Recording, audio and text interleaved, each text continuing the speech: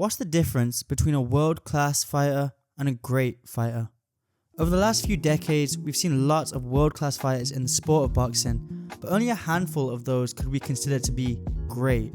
Well, first off, let's define great. In our context, great is defined as of ability, quality, or eminence considerably above the normal or average. What does that mean in boxing though? Well, being considerably above average, we would probably say that it's even higher than being a world-class level fighter. In my opinion, once in a generation type of fighter. A perfect example I would give for a great fighter in recent years is Floyd Mayweather Jr. And okay, before you all get pressed about that in the comments, a fighter that fits into that great category checks 3 boxes. And we're going to dive into those 3 things later, but Floyd Mayweather is a fighter that ticks all 3 of those boxes. So without any further ado, let's jump into the things that make a fighter great. Well, first and foremost, number 1, talent. And this may be the most important thing, because let's face it, if you didn't have the other 2 things that I'm going to talk about later on in this video, you can still be a world-class level fighter with talent alone. What is talent though? There's 2 main things I would put into this category.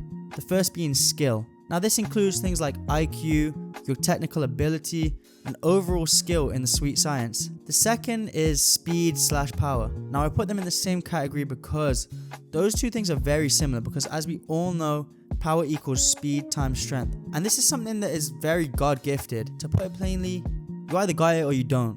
We all know fighters that we call pillow-fisted, soft hands, can't knock anyone out. And that's nothing to do with their training being bad, because some fighters can do as much strength and conditioning as they want, but that explosive power will just never be there. Whereas some fighters don't even need to train that section too much, and they're just gifted with crazy power or speed. But these factors alone wouldn't make you a great. Let me explain. A world-class top-level fighter named James Toney, who was active many years ago, was extremely talented. However, he was missing the next 2 components in my opinion, and is why I would never consider him to be a great. Don't get me wrong, he definitely had potential to be, but I don't think he ever got there. And so what are the other 2, you may ask? Number 2, ability to overcome adversity. In other words, getting yourself out of a bad situation in the ring and how you weather a storm. The way a fighter reacts when getting hurt or being put in an uncomfortable situation under the bright lights with tens of thousands of people in a stadium says a lot about the greatness of that fighter. I'd say this is a mix of a few things. Maybe how good you actually are at getting out of these situations using your IQ and experience. Maybe you have a good chin. Or the biggest one, how much heart you have, aka your will to win. Many times we see good fighters crumble under pressure because they've never been tested before and they fold when it gets tough. Take Adrian Broner for example. I feel that a fighter that can react to getting hurt, get themselves out of that situation, recover, adjust, then come back and dominate, shows some level of greatness. Because this is the one thing you can never train for, never prepare for in the gym. You just can't replicate being hurt, rocked, or dropped in the biggest moment of your life with thousands watching live, maybe millions watching on TV, or your family gathered around for the biggest moment of your life. It really is like a Rocky movie. So someone that can overcome this adversity, in my opinion, is a step closer to being a great. But this obviously without talent would mean nothing. You would just be known as that dude with a lot of heart. But what good is that if you're not actually that good? So what's the third thing? Number 3, ability to adjust to every style. This may not make a whole lot of sense, so let me break it down for you real quick. A great fighter should be able to make adjustments to face any kind of fighter of any kind of style. And I'm going to bring back to my perfect example of Floyd Mayweather Jr. Someone we've seen face every single style there is in boxing, and he still came out on top in every single one of his fights. He's fought fast fighters, brawlers, power punchers, taller fighters, shorter fighters, awkward fighters, and he's came out with a win every single time. And not because he's come out from the first round and dominated from the get-go, because you can never truly prepare what's going to happen in that ring with a world-class fighter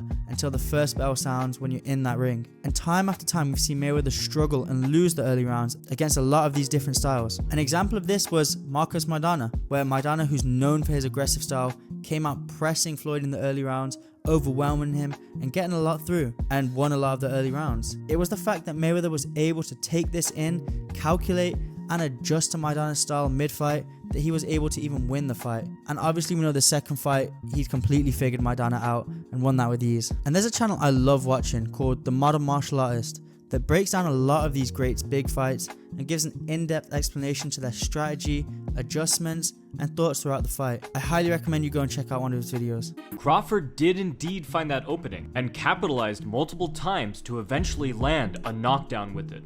But that's not all. And someone in modern day who I would say doesn't tick that last box is Devin Haney. We all know Devin Haney has some of the best skills in boxing. He's very talented, has overcame adversity to an extent. Dev, how's your shoulder? My shoulder's alright. I threw a right hand and it went like out of the socket or something like that. But the one thing he's missing is he can't adjust to every style.